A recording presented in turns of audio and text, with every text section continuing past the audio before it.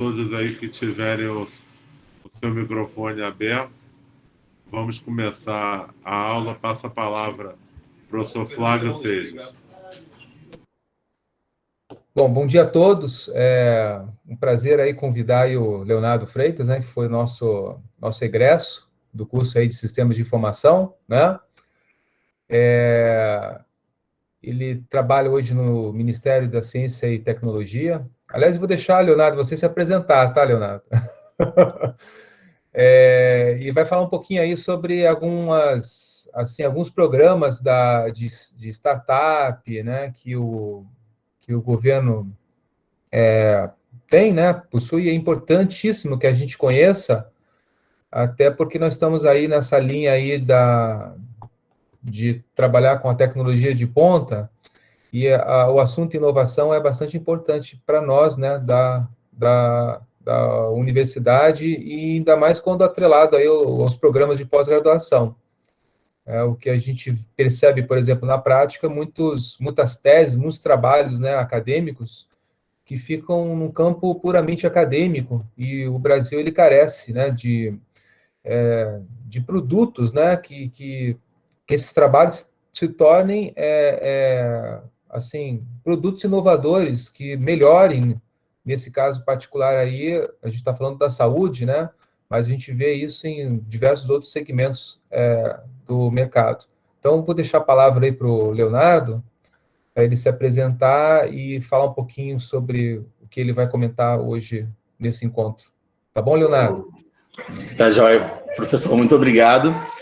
Obrigado pelo convite, em primeiro lugar, né? Eu tenho esse mote do cientista empreendedor, né, como a minha missão de servidor público. Então, para mim, esse tipo de iniciativa que promove a cultura empreendedora, né, é fundamental, e eu faço com grande prazer. Acho que a gente ainda trabalha muito e se vende muito pouco, né? Então, a gente precisa ter esse trabalho de chegar na ponta e conversar com os nossos cientistas, que é quem, de fato, transforma o Brasil, né? Eu queria apresentar minha tela aqui. Deixa eu ver se eu consigo. Botãozinho embaixo ali, apresentar agora. Vamos lá. Compartilha aqui, que você quer compartilhar. Vocês estão vendo minha tela? Está chegando. Tá joia. Perfeito, para mim já chegou. Deixa eu botar aqui a apresentação do começo. Pronto, maravilha. Então, pessoal, eu vou contar para vocês um pouco do nosso histórico, né? O que motiva a gente a... Eu não consigo ver vocês, não, no momento que eu estou apresentando a tela. Ah, consigo, pronto. Um pouco da nossa motivação, né? Por que a gente acha que é importante a atuação nesse setor de startups, um pouco do nosso histórico de fomento nessa área, e depois vou falar sobre o que a gente está fazendo, quais são as possibilidades de atuação de vocês, de relacionamento com o governo federal, e as nossas perspectivas futuras, tá? Primeiro, eu fiz um slide super personalizado para vocês, que é com muito orgulho, né, que eu sou um egresso da Federal Fluminense. Então, vocês veem a degradação física que eu passei nesses anos, né? Essa foto são fotos de 2004, aí, quando eu fiz Ciência da Computação aí na UF. Então, sou um filho da universidade, né? Minha alma mater. Sempre que eu posso, eu volto ao UF para conversar. Acho, enfim, uma oportunidade ímpar poder retribuir para a universidade um pouco do que ela me deu, né? Tudo que eu consegui até hoje foi por causa da UF. Léo, você está em todas essas fotos aqui? Eu estou aqui, ó. Aqui eu sou de laranja. Eu era calouro em 2004. Caramba! No campus da Praia Vermelha, na entrada ali na arquitetura. Aqui eu sou da esquerda, na Semana de Ciência. Olha só, né? Eu já trabalhando na Semana de Ciência e Tecnologia. Hoje eu estou trabalhando também de outra forma, né? E aqui na minha formatura, no prédio da engenharia. Que legal. Pois é. Ganhei uns cabelos brancos, né? Ganhei uns quilos, mas E já faz o quê? 16 anos essa primeira foto, né? Então, 16 anos aí que eu estou me relacionando com a UF, né? Que a UF faz parte da minha vida. Nesse meio tempo, eu trabalhei em empresas de computação, né? E trabalhei 8 anos em uma empresa parceira da Oracle, com arquitetura de sistemas. Depois fui para a Sun Microsystems, que é a empresa que fez o Java, né? E lá eu já passei a trabalhar com a integração entre a universidade e o setor produtivo. E aí que me despertou essa fagulha da tríplice hélice, né? Que eu vi o quanto que isso é importante para o Brasil, o quanto que esses mundos eram desconectados, né? Na minha época, quando a gente fazia graduação, a graduação era meio que endógena, né? A gente era uma formação per se. A gente não estava muito de olho no que acontecia no mercado e na sociedade, né?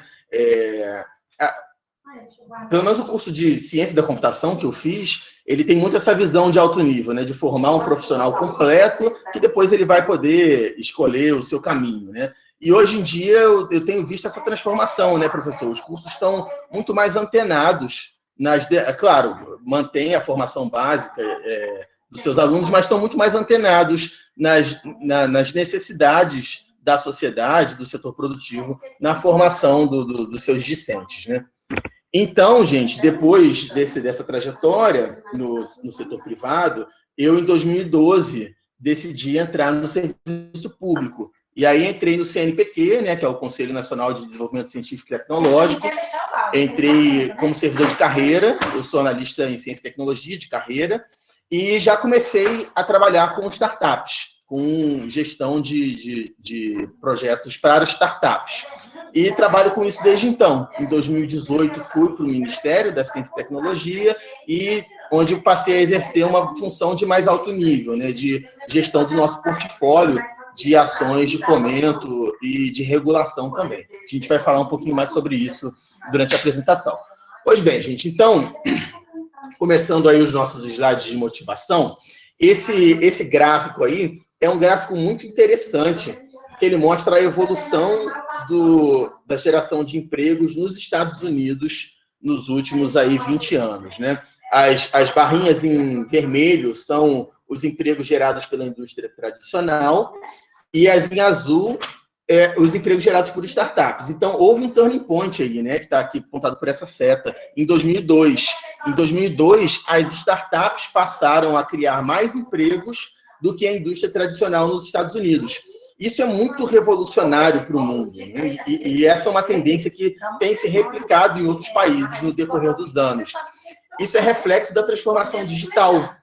Cada vez mais as grandes empresas estão automatizando os seus postos de trabalho e a geração de emprego e renda está se concentrando nas micro e pequenas empresas, e em especial, no nosso caso, aqui nas startups.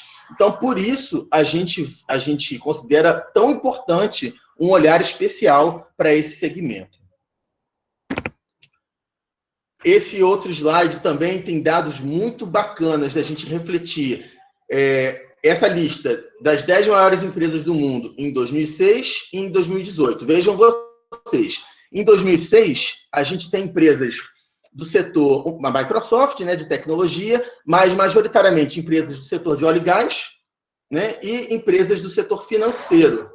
Já em 2018, quase todas as empresas passaram a ser empresas de tecnologia. Então, olha a revolução que o mundo passou nessa última década, né? E se a gente olhar para o Brasil hoje, quais são as 10 maiores empresas do Brasil em 2020? São empresas do setor de óleo e gás e são empresas do setor financeiro, né? Petrobras, enfim, a Vale. Então, a gente está onde o mundo estava há 14 anos. A gente está muito atrasado, né? Outros dados interessantes aí. A gente precisa que as maiores empresas do Brasil também sejam empresas de tecnologia. Outros dados interessantes. Cada vez mais o ciclo de vida das empresas é menor. O tempo de vida delas é menor. Antigamente, a gente via empresas centenárias, né? Era muito comum, no pós-revolução industrial, as empresas durarem muito tempo. Hoje em dia, não. Cada vez mais, as empresas duram menos tempo.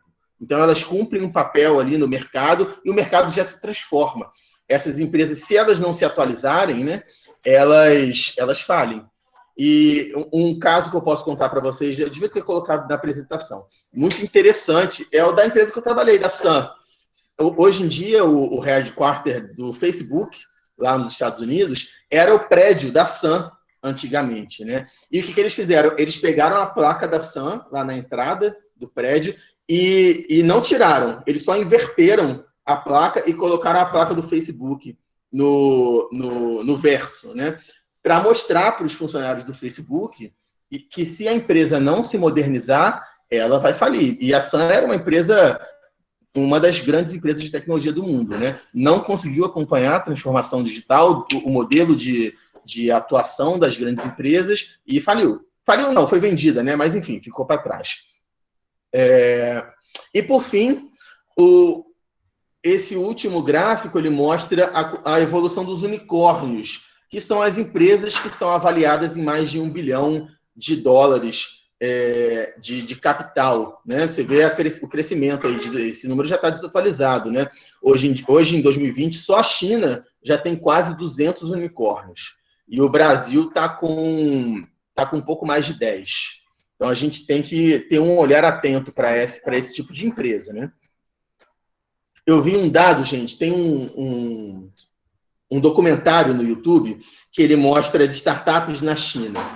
E ele conta, um documentário da BBC, ele conta que a China cria todos os dias mais de 10 mil startups. Olha que número bizarro, né? Se a gente considerar, e é claro, né, para 10 mil criadas, um tanto vai à falência também por dia. Mas se a gente considerar que o Brasil tem, nas estatísticas mais otimistas, 20 mil startups, a China cria isso a cada 2 dias, né? Então, a gente precisa correr para, enfim, ficar atualizado, né, com o que está acontecendo no mundo. Outra motivação é a inovação aberta. E aí isso influencia diretamente a vocês do setor de saúde, né?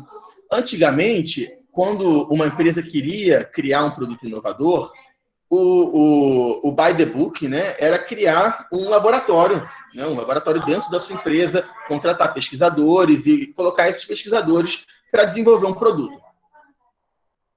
Hoje em dia, isso é muito caro para a empresa, né? É muito mais barato se ela praticar a inovação aberta, que é esse conceito do professor Chesbrough, né, de 2003, recente. Então, ela compartilha as suas dores, né, as suas necessidades tecnológicas com o mercado, e aí eu não estou falando só de startups, com outras grandes empresas também, para essas empresas resolverem essa dor específica dessa empresa que não está no core da empresa. Então, por exemplo, a Boticário tem um problema lá de RH. Para que a Boticário vai desenvolver um laboratório de pesquisas para inovar em RH? Ela contrata uma startup, né, que é especializada em RH, que resolve problemas de forma muito rápida e com uma capacidade grande de escalabilidade, né? A startup resolve esse problema e pronto. Então, isso é a inovação aberta, né? Isso é um movimento que tem crescido no mundo. E, por fim, o desenvolvimento de hubs também é um fenômeno que a gente acompanha. Esses aí são os 2 maiores do mundo, né? Hubs entende-se um espaço físico em que coexistem atores do ecossistema de startups, né? Então, aceleradoras, incubadoras, as próprias empresas, escritórios advocatícios que advogam no tema, etc. Esses aí são hubs na França e lá em Singapura, né? Que são os maiores do mundo hoje. Parques tecnológicos são hubs, né? Então, a gente também tem políticas públicas observando esse viés.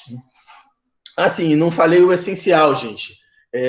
O que é startup, né? Todo mundo aí, não sei se conhece, peço perdão se estou pregando para convertidos, né? Já que essa é uma disciplina de empreendedorismo, mas o nosso entendimento de startups são empresas que atuam em um cenário com produtos inovadores, né, produtos, processos ou serviços inovadores, em um cenário de incerteza, né, de maneira que o modelo de negócios dessa empresa ele é replicável e escalável. Ou seja, essa empresa consegue se multiplicar a sua base de clientes com um investimento desproporcional, em um volume muito, muito menor, em infraestrutura e capital. Então, esse seria o conceito mais consensual, né, que a gente adota para o que é startup.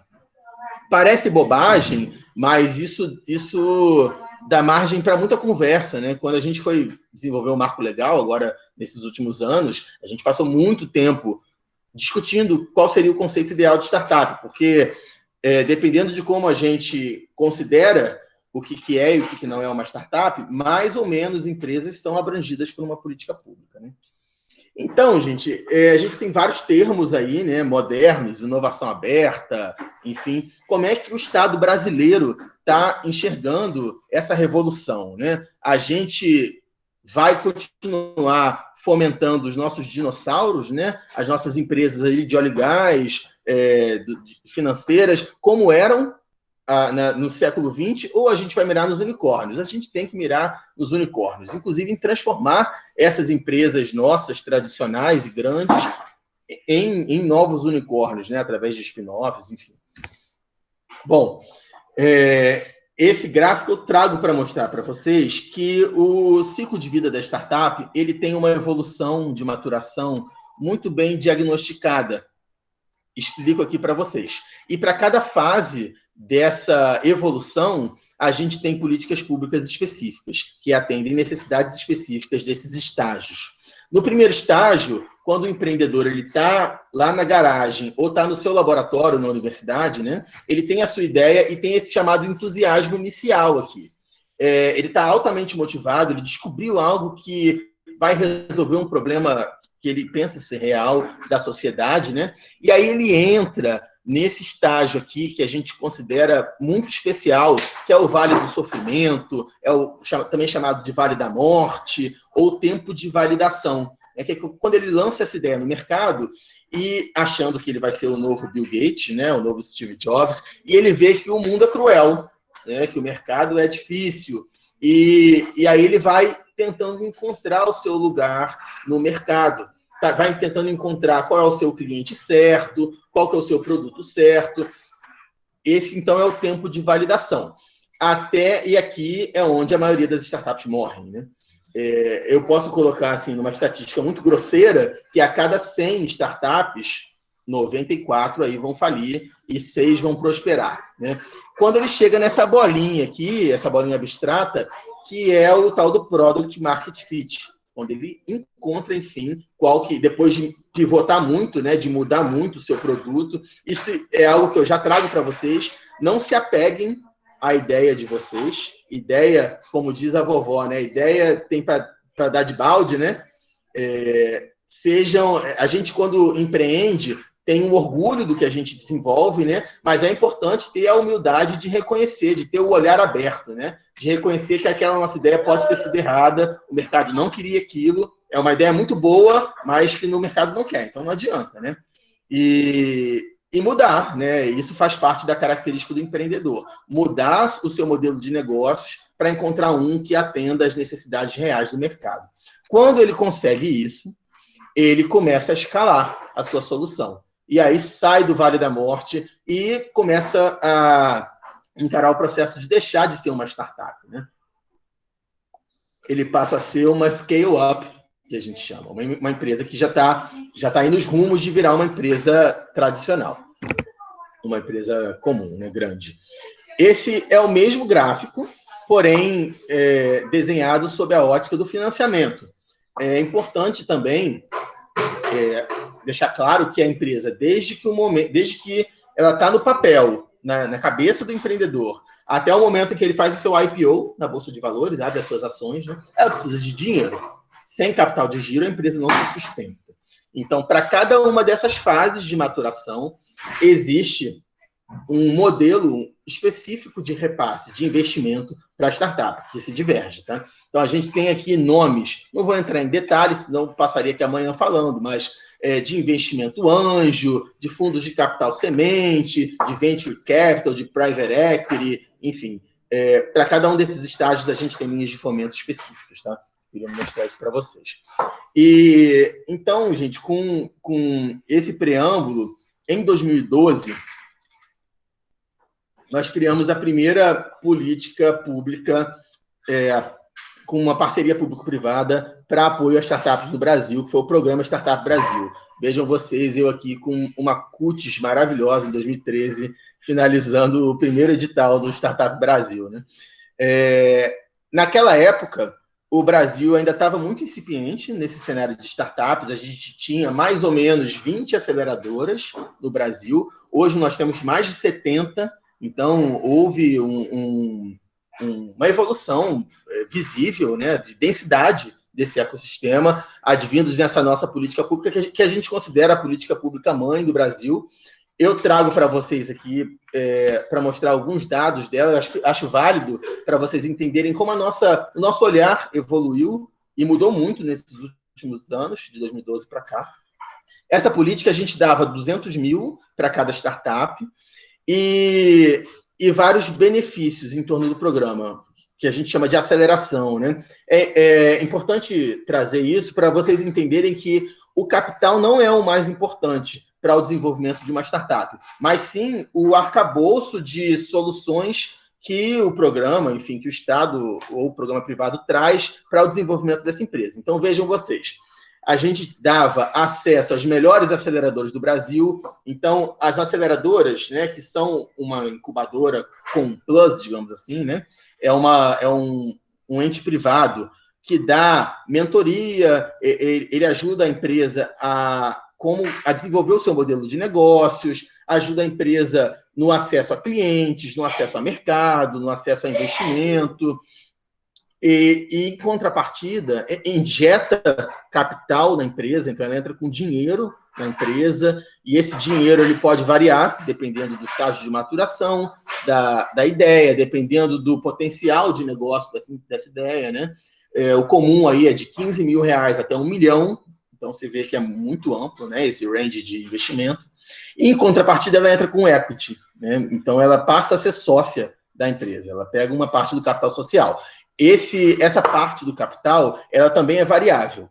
Antigamente, em 2012, ela ficava por volta ali de 11%, 14%, e esse potencial essa fatia de equity foi diminuindo no decorrer dos anos.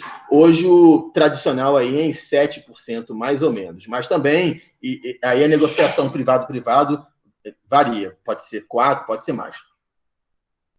Estou falando isso, gente, porque essa decisão de quando colocar o seu negócio numa aceleradora é muito importante para quem vai empreender, né? Não pode ser muito cedo e nem pode ser muito tarde. Se for muito cedo, você vai abrir mão do capital social da sua empresa de graça, né? E se for muito tarde, você pode perder o timing aí da sua solução. Então, não existe receita de bolo para qual é o momento certo de levar a sua ideia para uma aceleradora, mas é uma reflexão que deve ser feita.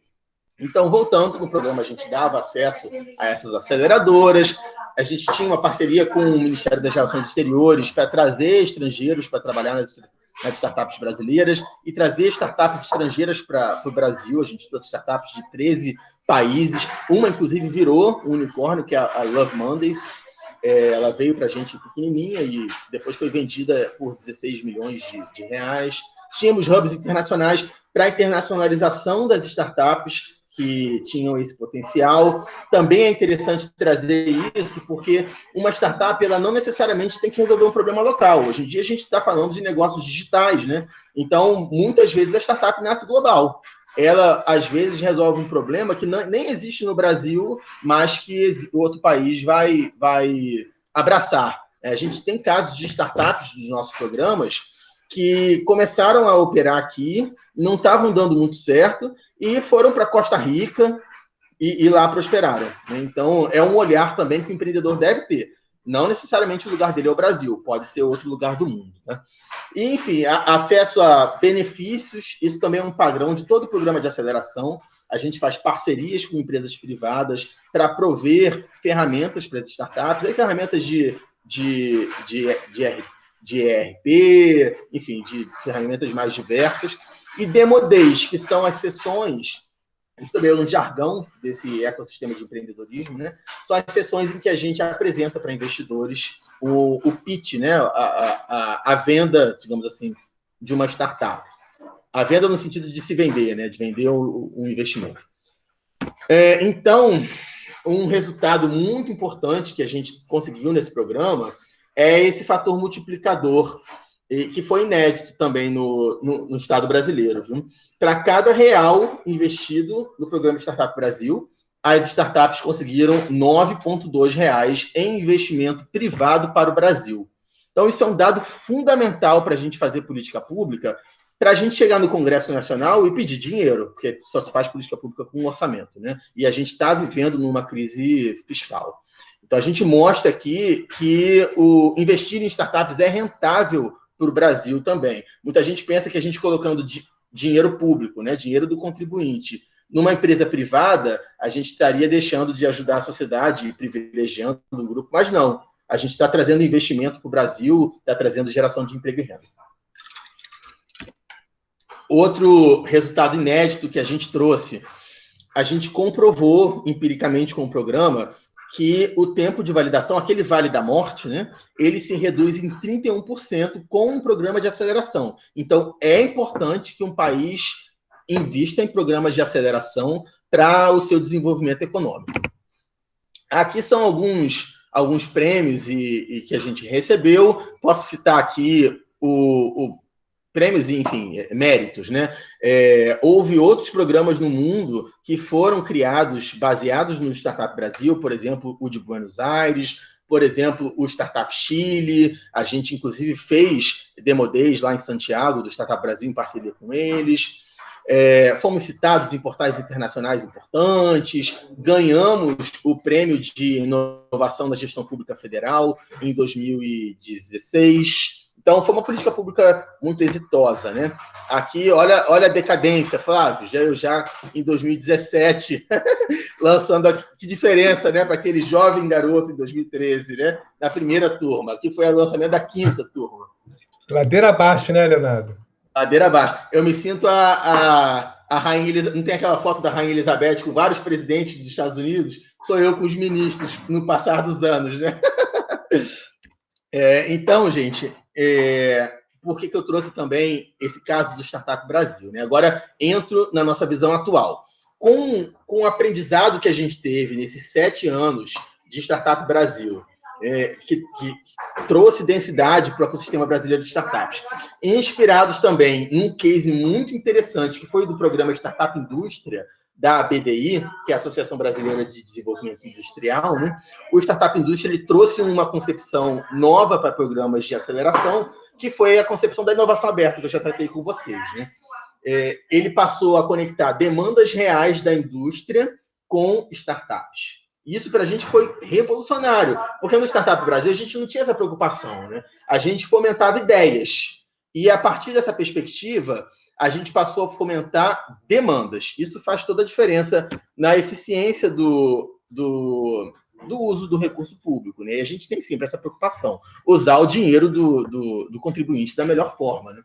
E aí eu trago aqui 2 conceitos básicos, o conceito de ideação, que é quando o empreendedor está com a sua ideia ainda no papel, e o conceito de early stage, que é um conceito aí discutível, mas no nosso escopo aqui, são startups que ainda não encontraram o seu fit, né? O seu product market fit. Com esses conceitos em tela, nós criamos o programa Conecta Startup Brasil em parceria com essa BDI, em que nós passamos a trazer indústrias e fomentar a solução dos problemas dessas indústrias através de startups em estágio de ideação e early stage. Isso é uma mudança do paradigma de fomento ao empreendedorismo do Brasil, e isso se replicou em várias outras ações. Mas isso é importante, né? Porque agora a gente está fomentando problemas reais. Foi uma dificuldade muito grande, porque imaginem vocês, uma grande empresa, a 3M, Boticário, participam do programa, publicizar os seus desafios tecnológicos foi muito difícil a gente conseguir isso, porque ela está expondo suas falhas, né? suas fraquezas, digamos assim. Mas isso, como eu falei para vocês, é uma tendência mundial e a gente conseguiu fazer isso funcionar. A gente primeiro fez, deixa eu já passar para o próximo slide, a gente primeiro fez uma chamada para essas empresas e elas compartilharam seus desafios tecnológicos de forma genérica, digamos assim. Depois a gente fez a chamada para as startups e fez o matchmaking. E aí as empresas abriram os seus desafios com mais detalhes, né? O que é interessante aqui também? Desde a fase de ideação da solução até a fase de lançamento do produto no mercado, a gente traz a empresa para junto da startup. Isso faz toda a diferença caso vocês queiram abrir os seus negócios.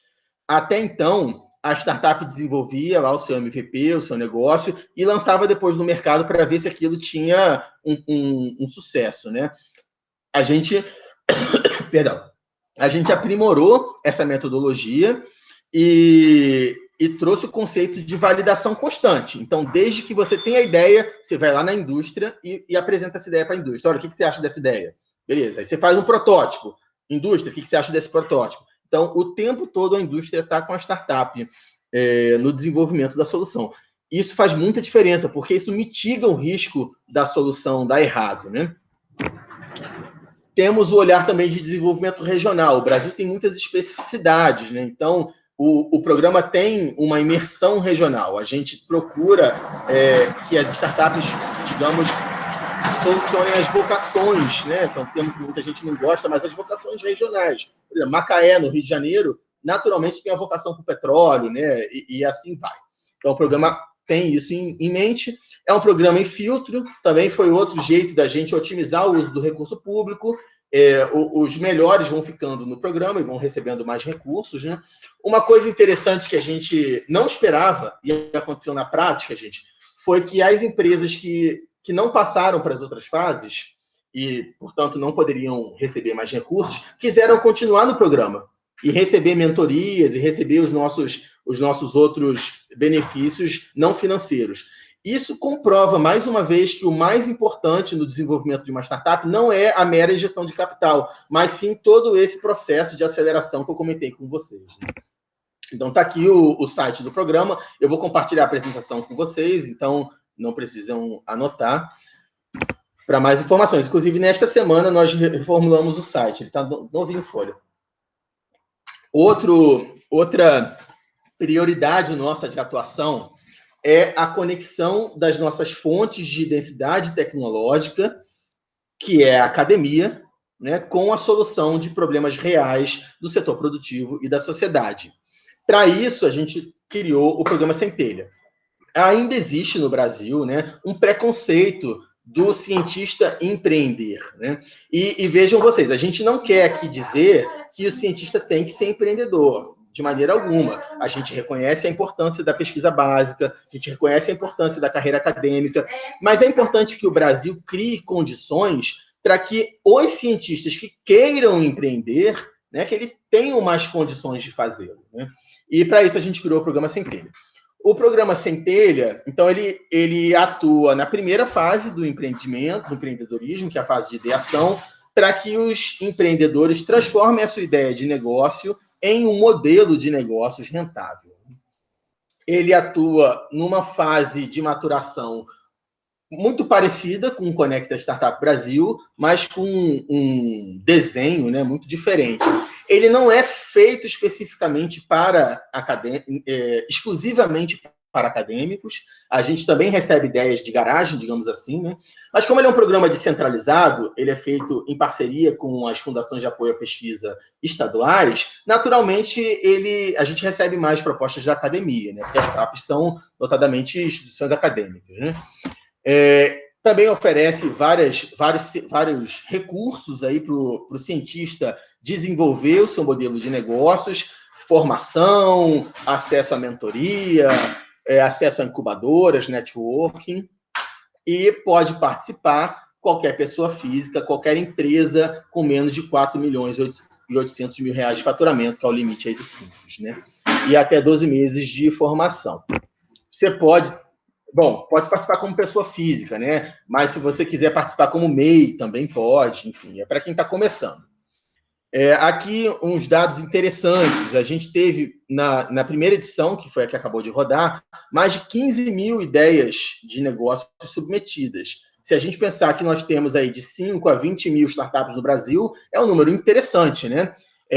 Esse número aqui, a quantidade de estados que participaram, a gente conseguiu subir agora para o Conecta 2, que está saindo ano que vem, para 25 estados da federação. Então, quase todo o Brasil aí participando do Centelha. Tá, assim, sem dúvidas, o nosso maior programa hoje de empreendedorismo. Pra vocês terem uma ideia de como a gente tem esperanças do Centelha, o Startup Brasil, que causou esse burburinho todo, né, que falei para vocês nos últimos 7 anos, ele teve, em 7 anos, 40 milhões de investimento público. Só para o Centelha 2, em 2021, nós conseguimos mais de 100 milhões de investimento. Então, a gente está esperando aí uma revolução no ecossistema para esse segmento de ideação, né? Então, está aqui 105 milhões de orçamento público para o programa para o ano que vem. Aqui as redes sociais do programa, né? Também peço para que vocês acompanhem. Acho que essa é a ação que mais interessa a vocês, né, diretamente. E vai acontecer no Rio de Janeiro também no ano que vem, tá? Aqui também as redes do programa.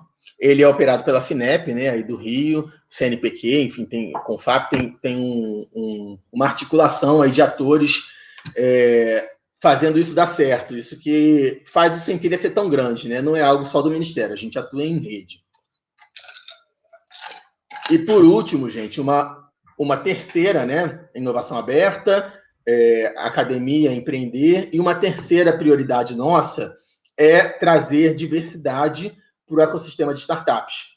O ecossistema de empreendedorismo, na verdade, a STEM, no geral, né? Os cursos de ciências, o mercado de ciências no Brasil ele é muito masculino ainda, né? Se bem que as pós-graduações já estão femininas, né, professor? A gente já tem mais professoras doutoras do que homens. Mas no mercado, a gente ainda tem majoritariamente homens empreendendo. Se a gente vai numa reunião de empreendedorismo, e aí vocês vão ver nas fotos deploráveis aí para frente, você só vê homem, não vê mulher, né? Então, a gente acha muito importante trazer mais diversidade para esse ecossistema. Com isso em mente, nós criamos o programa Mulheres Inovadoras. Importante, não só pela questão de gênero, né? Que é importante a gente lutar por um mundo mais igual para as mulheres, que as mulheres tenham condições de igualdade, mas por uma questão financeira também. A gente tem estudos que comprovam que startups que são lideradas por mulheres, ou majoritariamente lideradas por mulheres, com mulheres em cargos de C-level, né? Elas tendem a performar mais do que startups lideradas por homens. Então, tudo isso nos deu construto para criar essa política pública, né? Com vistas, então, a trazer mulheres para empreender em empresas de base tecnológica. É uma política também em filtro. A gente gostou dessa coisa de filtro, viu que dá certo. Então, como a gente está falando de cultura empreendedora, né? Primeiro a gente fez toda uma série de workshops e de palestras com mulheres para identificar mulheres que queiram empreender. Depois fizemos etapas de qualificação e depois a aceleração. Esse programa que aconteceu em 2020 foi uma edição piloto em São Paulo. Na verdade, virou nacional, porque com a pandemia, né, a gente digitalizou todo o programa. E foram 21 startups aceleradas em 4 semanas. 5 depois, ao final, foram premiadas com R$100 mil. Aqui estão as vencedoras recebendo o prêmio lá em Brasília recentemente. E em 2021, a gente vai escalar esse programa para o Brasil inteiro. Então, as 5 regiões do Brasil vão receber o Mulheres Inovadoras aí da nosso, em parceria com a FINEP. E aí, posso citar também outras parcerias que a gente tem atuado nos últimos anos, né? A gente começou a ser visto aí pelo governo federal como referência no fomento de startups, e várias pessoas passaram a nos procurar e a gente passou a fazer parcerias. Um exemplo é essa chamada para empreendimentos em grafeno, que acabou de rodar agora pelo CNPq. A gente deu R$1,5 milhão para startups que atuem na área de grafeno. E o grafeno, gente, é uma coisa assim, absolutamente revolucionária, sabe? Eu tinha, até então, um olhar muito cético no grafeno, que tinha aquela coisa do Bolsonaro, né, de grafeno, nióbio, né, virou meio buzzword, né? Mas quando eu fui a fundo ver o que é o grafeno é uma das formas do carbono se estruturar, né? É uma tecnologia revolucionária e que o mundo inteiro ainda está incipiente. Então, o Brasil está na vanguarda no mundo nessa tecnologia, sabe? Pra vocês terem uma ideia, o grafeno, você pode fazer uma camisa com uma espessura de 1 átomo de grafeno que pode funcionar como colete à prova de balas. Enfim, o grafeno ele tem implicações na saúde, nos mais diversos segmentos, né? Então, nós, em parceria com os especialistas em grafeno aí do Ministério, desenvolvemos essa ação para fomento em startups de grafeno.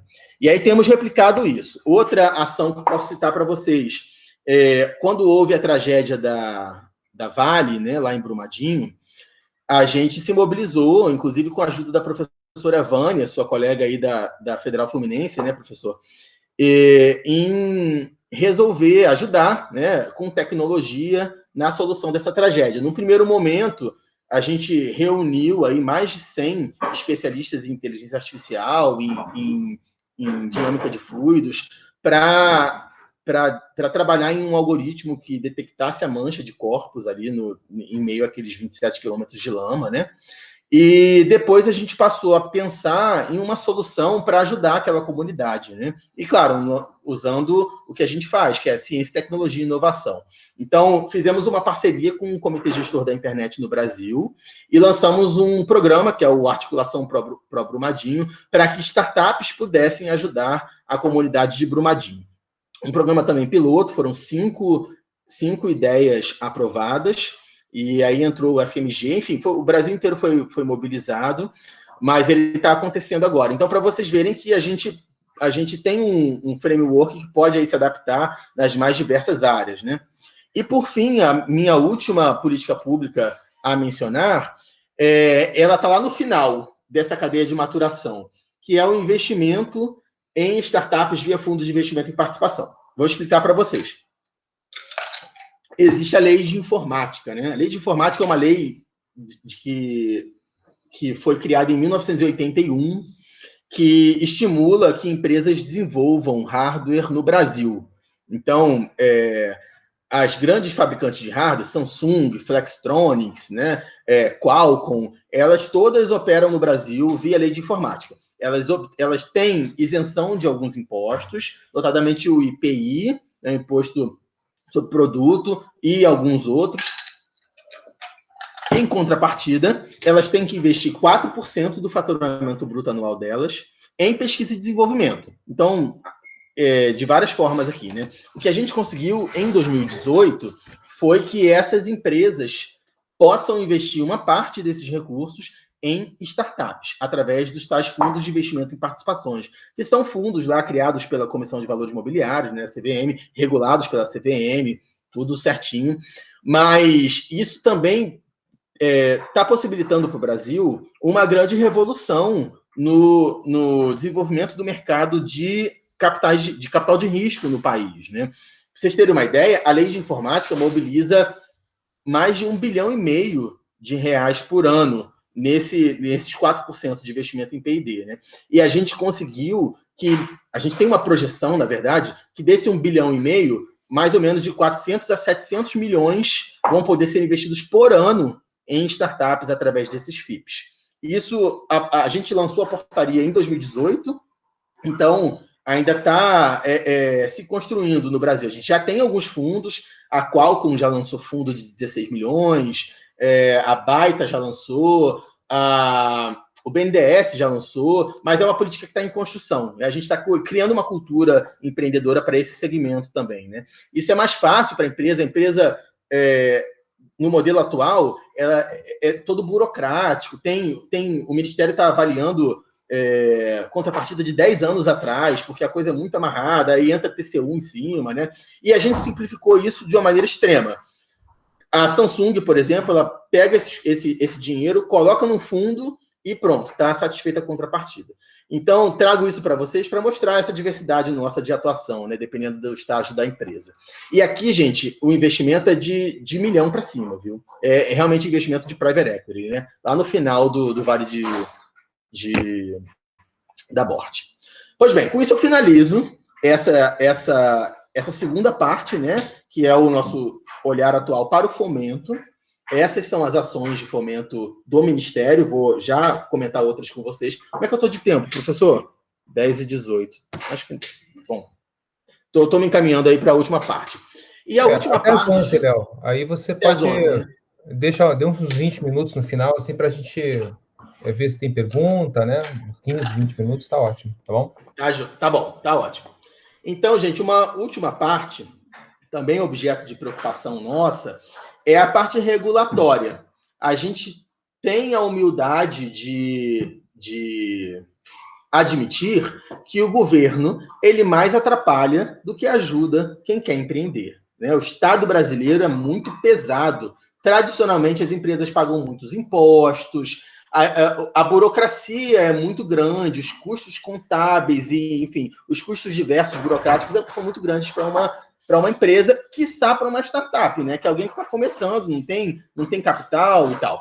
Então, a gente procurou, nos últimos anos, fazer um grande esforço também com a humildade de que nós aqui, burocratas, na esplanada dos ministérios, não somos quem conhecemos melhor o ecossistema. Quem conhece melhor é o próprio ecossistema, né? Então, a gente trouxe o ecossistema primeiro para fazer um diagnóstico de quais são as dores do mercado, né? E propor um aprimoramento normativo no Brasil, né? Primeiro foi criado no âmbito do CIT Digital. O CIT Digital é o Comitê Interministerial para a Transformação Digital. O Brasil tem uma estratégia brasileira para a transformação digital já há alguns anos. Criamos um subcomitê que foi criado por decreto presidencial lá em 2018, coordenado pelo nosso ministério, em parceria com o Ministério da Economia, para justamente fazer essa grande revisão normativa em todos os aspectos jurídicos e normativos que afetam o nascimento e o crescimento das startups do Brasil. Imaginem vocês o trabalho hercúleo que isso foi, né? Então, uma primeira medida nossa foi que a gente viu, nesse passar dos anos, uma multiplicação de programas federais de apoio às startups. Então, cada órgão federal quis ter um programa de aceleração para chamar de seu, digamos assim, né? A gente viu muita gente fazendo a mesma coisa, e de forma um tanto solta, né? E aí a gente tomou um primeiro passo, que foi criar esse comitê, que é o Comitê Nacional de Iniciativa de Apoio às Startups, que a gente chama de Startup Point, em que a gente reúne todos os atores federais que têm programas de apoio às startups, para que a gente coordene essas ações, elimine sobreposições e crie uma estratégia única de Estado para o segmento do empreendedorismo, né? Com esse comitê de pano de fundo, né, nós criamos um portal que foi lançado ontem, inclusive, que é o portal Startup Point. Nesse portal, claro, utilizando também a metodologia startup, né? A gente lançou um produto mínimo viável e a gente vai escalando essa solução aí no decorrer dos anos.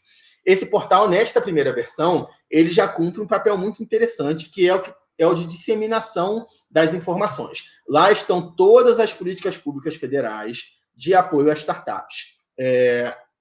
Posso mostrar aqui para vocês na prática. Deixa eu abrir aqui. Está aqui o portal.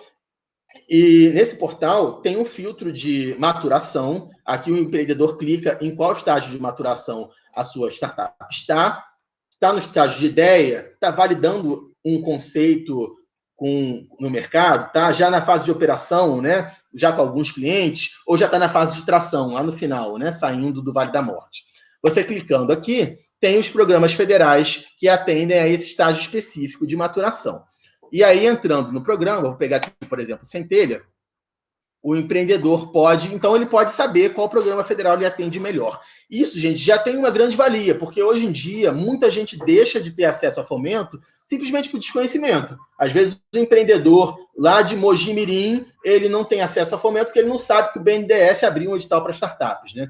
Então aqui ele tem as informações básicas sobre o programa, o que o programa oferece, qual é o investimento, etc. E caso, claro, ele querendo saber mais informações, ele tem o site do programa para obter mais informações.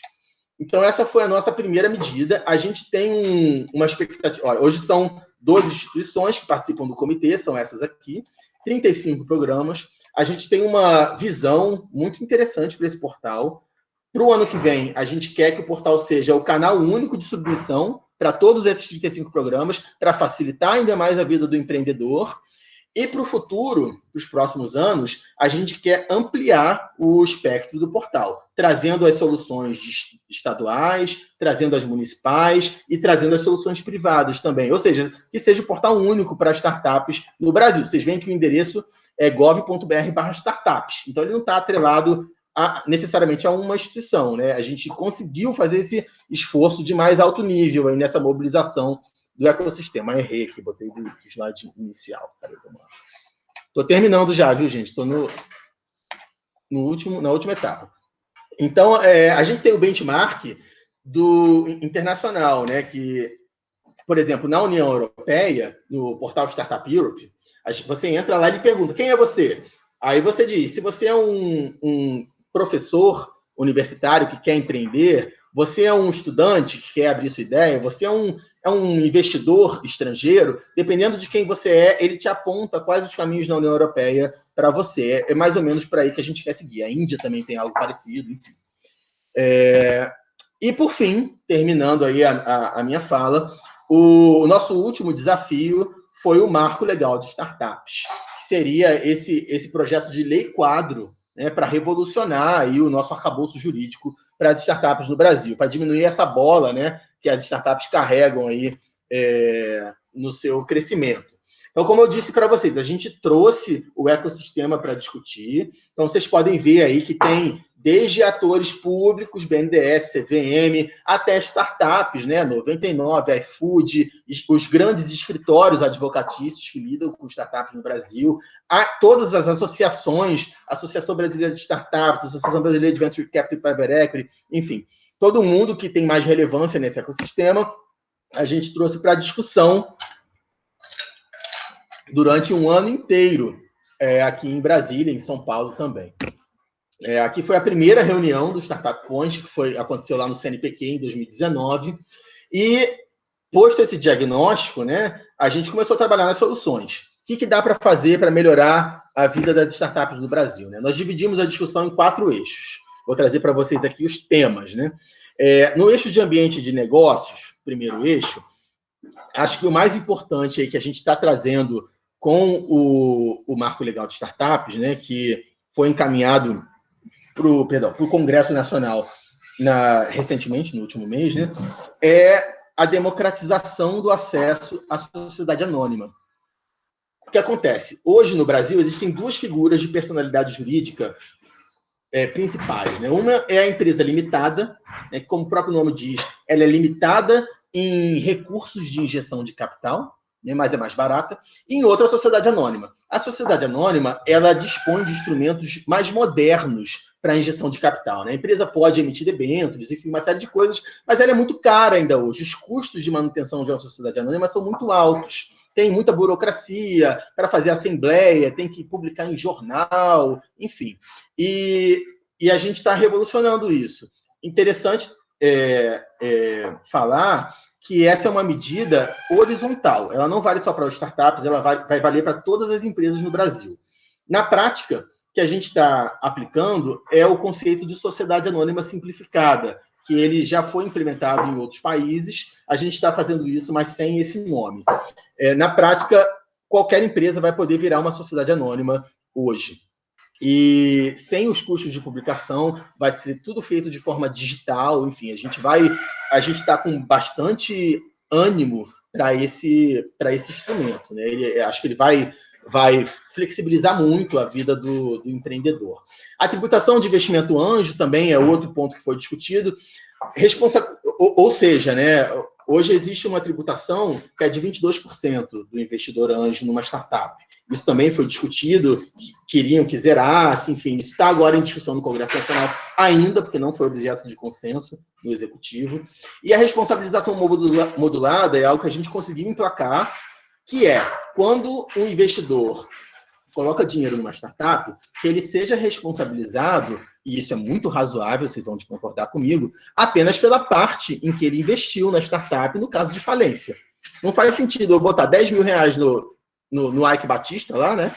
E a EGX falir e eu pagar por toda a falência da empresa. Não, vou pagar pelos meus 10 mil reais que eu investi, né? É isso que a gente está trazendo agora para as startups, tá? Então, vai ser possível agora a responsabilização modulada do investidor. Isso também vai revolucionar, com certeza, o cenário nacional de investimentos. O segundo, bom, tem também em relação, né, várias medidas que a gente trouxe para facilitar os investimentos em startups e facilitar o reinvestimento também. É importante a gente celebrar a falência, digamos assim, né? Ainda é, no Brasil, mal visto o empreendedor que vai à falência, né? Quando o empreendedor falha, ele tem dificuldade em obter novo crédito. Muitas vezes a gente perde um talento porque o cara fecha uma empresa, depois ele está atolado em dívida, não consegue mais financiamento para recomeçar. Em outros países, isso é celebrado, né? O empreendedor, a prática mostra que o empreendedor que tem sucesso, muitas vezes ele faliu já 10 vezes outras empresas, né? A gente tem que dar condições, claro, com segurança jurídica para o Estado e para o consumidor, né, que se relaciona com essa startup, mas condições desse empreendedor recomeçar. Isso também foi objeto de discussão. Os outros últimos dois eixos, o eixo de compras públicas também foi crucial. Um grande problema no Brasil é que o Estado não consegue comprar de startups. Muitas vezes a gente fomenta que startups desenvolvam o Estado fomenta que uma startup desenvolva uma solução e depois o próprio Estado não consegue adquirir essa solução por conta da nossa burocracia bizarra, né, do século XX. E a gente trouxe uma solução para isso. A startup não consegue participar de licitações via 8666, né, que exige aí... É desleal uma competição entre uma empresa nascente e uma grande empresa, né, uma Petrobras, mas uma grande empresa da vida. Então, a gente traz uma proposta de contrato público para a solução inovadora, para que a administração pública, então o governo federal, os governos estaduais e os municípios, possam contratar startups para desenvolver soluções que modernizem o próprio Estado. Gente, isso é uma revolução muito grande. E, claro, né, com o TCU nas nossas costas aqui. A gente fez tudo para que o processo seja conduzido com a maior lisura possível, com tudo auditado, enfim, que dê margem mínima para a corrupção. Isso foi a nossa preocupação desde o começo, né? A gente sabe que licitação no Brasil é um tema polêmico, né? Mas a gente está trazendo uma solução muito moderna, muito segura, para que o Estado possa contratar um teste, que afinal a gente está falando de startup, empresas que lidam com um ambiente de incerteza, né? E caso esse teste dê certo, que o Estado possa contratar a startup depois por um tempo maior. E o último eixo é o de relações trabalhistas, acho que é o eixo mais polêmico. A gente tem, por um lado, um olhar de servidor de Estado, em que a gente precisa dar uma proteção social para os nossos trabalhadores, né? A gente está vendo aí uma realidade de uberização da economia, né, com muitos trabalhadores sem qualquer amparo estatal de saúde, de previdência e tal. Então, a gente tem que ter esse olhar social, mas, por um outro lado, uma realidade que emerge no país e no mundo, que é o da modernização da economia, né? A uberização veio aí para ficar. Então, a gente precisa, e a nossa legislação trabalhista é da era Vargas, né? A gente precisa discutir como avançar nesse assunto. A gente trouxe algumas propostas do marco legal, adianto que elas não vingaram, porque não foram objeto de consenso no Executivo, mas, conversando com o deputado Vinícius Poit, que é o relator do marco legal de startup no Congresso, ele já divulgou, inclusive para o público, que vai querer trazer novamente para a discussão no Congresso esses temas. Acho que o tema mais importante que eu trago aqui são as stock options, que são fundamentais para o empreendedor. As stock options são o seguinte, gente, o empreendedor não tem dinheiro, né? Então, muitas vezes, quando ele quer contratar, por exemplo, um desenvolvedor de software de alto nível, né, para a sua solução, ele paga o empreendedor em ações e não em dinheiro. Então, caso a empresa dê certo no futuro, o empreendedor está ali sendo de fato sócio, né? Compartilhando o risco do desenvolvimento dessa empresa. Isso é um instrumento que é difundido no mundo que a gente está querendo trazer para o Brasil.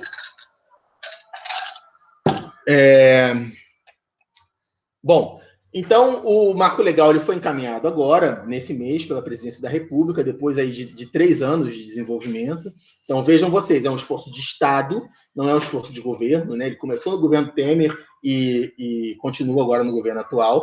Essa aí foi a primeira audiência pública na Câmara.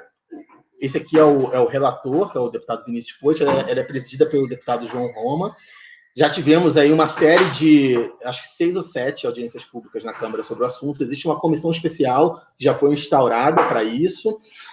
A gente tem, quase que uma pauta positiva no Congresso, né? Virou sexy falar de startups, né? Todo mundo quer falar de startups. Tirando o tema trabalhista e tributário, né? A gente só encontra, na verdade, até a própria esquerda, que tem um viés mais social, né? Tem nos apoiado. Então, o deputado Marcelo Freixo, o deputado Túlio Gadelha fazem parte da comissão e apoiam o projeto de lei. E a gente está com muita esperança de que esse projeto... É claro que a pandemia atrapalhou tudo, né? A pandemia veio em março e atrapalhou as negociações, mas a gente está com esperança de que esse projeto passe logo para que a gente possa fazer a retomada econômica no Brasil nesse cenário pós-pandemia, com esse arcabouço jurídico que vai ser fundamental. E, gente, as startups vão ser fundamentais para a retomada econômica do Brasil e do mundo nesse cenário pós-pandemia, né? Isso, termino aí com a foto com o chefe, né, para poder garantir o emprego. Tô brincando, graças a Deus eu sou servidor de carreira, mas é legal ter um chefe astronauta, né? Isso é uma coisa que eu nunca tinha tido. Até então eu tinha chefes políticos, né? E ter um chefe astronauta, gente, tem um chefe que você fala tecnicamente as nossas coisas, né? E ele entende, é bom demais, né? Então, isso. Espero que as informações tenham sido de valia para vocês. Deixo já à disposição os meus contatos. A gente tem como premissa no Ministério, e eu, em particular, ser aberto à população. Então, eu recebo desde o presidente de um fundo de investimento lá de 500 milhões até o empreendedor do ensino médio que está com uma ideia no papel e quer abrir a sua empresa. Acho importante a gente estar à disposição, né, para fazer mentorias para as startups. Eu, pelo menos, aí, em um horário por semana, eu atendo o público final, eu e os meus colegas, né? Então, por favor, fiquem à disposição. Se eu não puder ajudá-los no desenvolvimento aí específico, solução de saúde, né? Afinal, eu não sou um especialista em saúde, mas eu certamente vou poder encaminhá-los para alguém que vai ajudá-los nesse processo, tá? Então, deixo à disposição aí o meu LinkedIn, o meu e-mail e até o meu WhatsApp, se vocês quiserem, fiquem à vontade. Gente, muito obrigado e estou à disposição para perguntas. Muito bom, aí, Leonardo. Muito obrigado aí pela tua palestra, foi excelente. Acho que esclareceu muitas dúvidas, né? A gente fica muito longe, né, dessas iniciativas. Assim, eu praticamente não conhecia, né, essas iniciativas que você havia colocado, pelo menos essas últimas, né, que são de grande valia. Eu acho que tem que dar uma navegada mesmo e conhecer esses programas, né, de incentivo aí à startup. Queria, a Luana está participando da aula, ela mandou aqui no chat que tem uma pergunta. Luana, se quiser habilitar seu microfone para falar. Bom dia, professor, tudo bem? Tudo jóia. Eu queria parabenizar o Leonardo pela apresentação e pelas iniciativas e fazer uma pergunta também em relação aos critérios de financiamento. Quais são os critérios que são avaliados nessas startups para que elas possam participar dos programas? Ótima pergunta, Luana. Inclusive, vou me permitir falar um pouquinho mais sobre isso. Depende do edital, né?